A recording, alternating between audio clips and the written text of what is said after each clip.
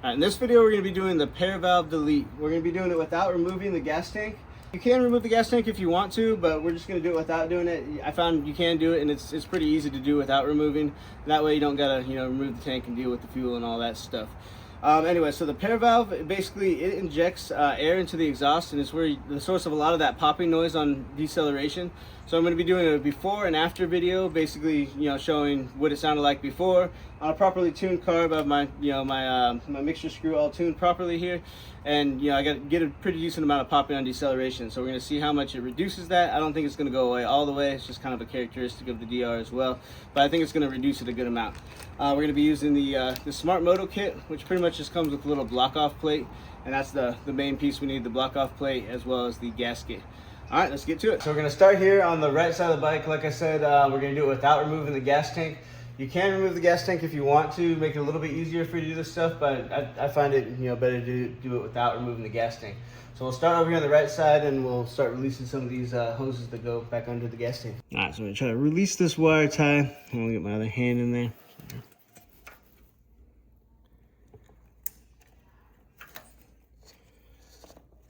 There we go. We can just pull that out of there so it's not hanging in there anymore.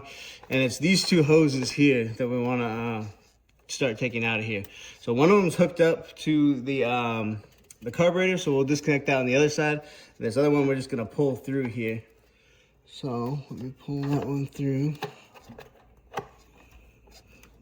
All right, a little trickier without taking the gas tank out, but then we don't got to take the gas tank out. All right, so we got that one through. Now we can move to disconnecting the other hose on the carburetor. We basically need to disconnect this part on this T-fitting here. We'll try to kind of carefully get that off without damaging the T-fitting. The other side goes to your fuel petcock. All right, so we got that off there, and that's what we're gonna put the cap on right there. Otherwise you'd have a big vacuum leak. So we'll put the cap on that really quick. I found it better since I'm still using my stock gas tank. I'm gonna save the cap for when I go to replace the gas tank, with a Surbi's 5.3 liter tank. And I'm just gonna take this whole T-fitting out. So I'm pulling it through this side, and then I'll take the T-fitting out. You could cap it like that there, if you're leaving that, or if you're having a Surbi's tank, or a tank without a evap system, you can put the cap on the carburetor. But I'm just gonna take the T-fitting out, and I'm gonna route this back up through here.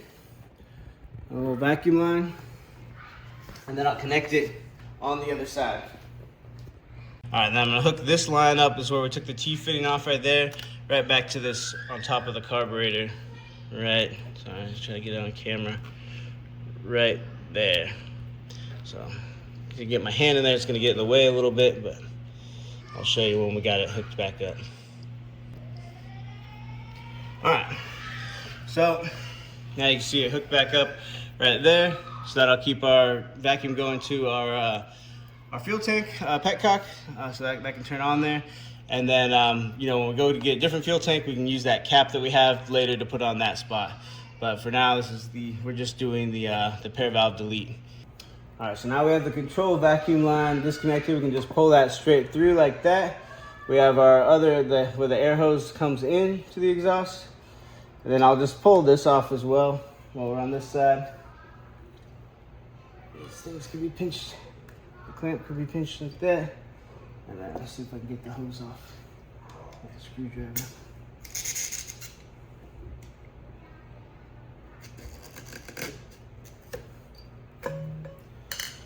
All right, we're getting fairly close here. So we gotta take this pipe out, and we'll do the block on the front of the cylinder head. So we're right here. We're gonna take just these two bolts out. They're 5mm Allens. Just break those loose and take those out of there. And then this other bolt here, you want to save these bolts because the kit does not come with new bolts, so you'll be reusing the bolts.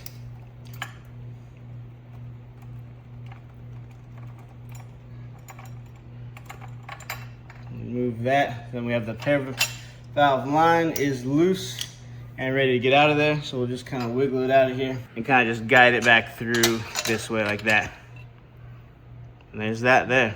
All right, so we have just this little block-off plate that comes with the kit, with the Smart Moto kit. Also comes with the little gasket. I do believe, you could make something out of this. If you cut this, you know, possibly put some JB Weld in there or something, or welded it, you know, smoothed it out and kind of made something. You could make something, you know, not have to buy this kit. But I just wanted to buy the kit to make it simple and easy to do. So basically, gasket, that, then I will just put one of the Allens through there, and I can just kind of guide that through here to the top one, so I don't lose anything. All right, so starting that one loosely there, then I'll get the other one lined up. It's a fairly quick and easy mod here. There you go there. We'll just close down.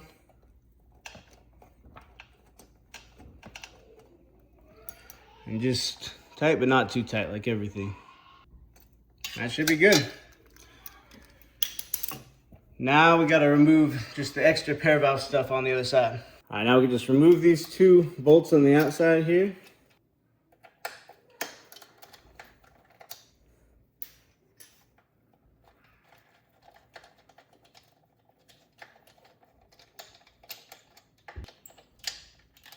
There we go. Then everything should just be able to come with it. So there's your pair valve right there. It's got these two spacers on there. All right, then we'll weigh the whole system here, see how much weight reduction we get. It's not gonna be a whole lot, but a little bit here. Just under a pound, it looks like. Let's see.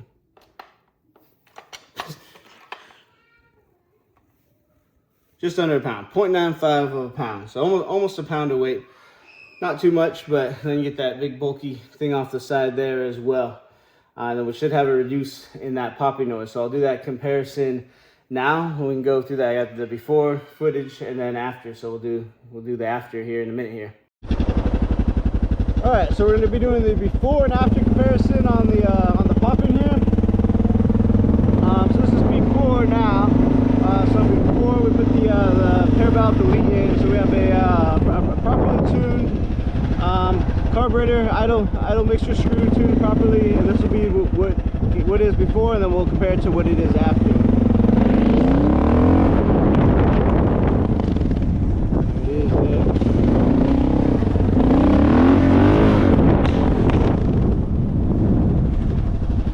And we'll just see what that D-cell popping kind of sounds like.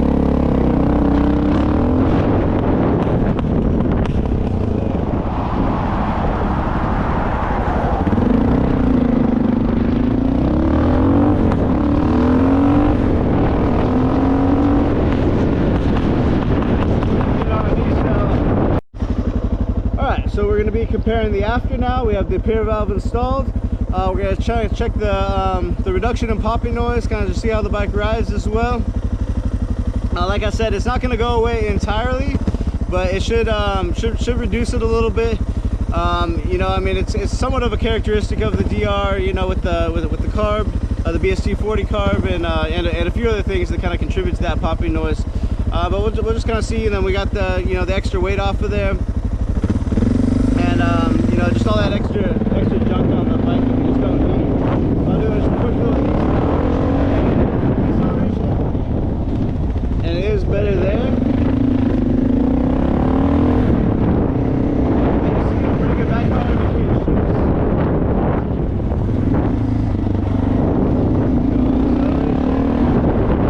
Acceleration there. So still a little bit of pops there, but we're not as bad. Between shifts, I would get a pop before, and let's see if it's there.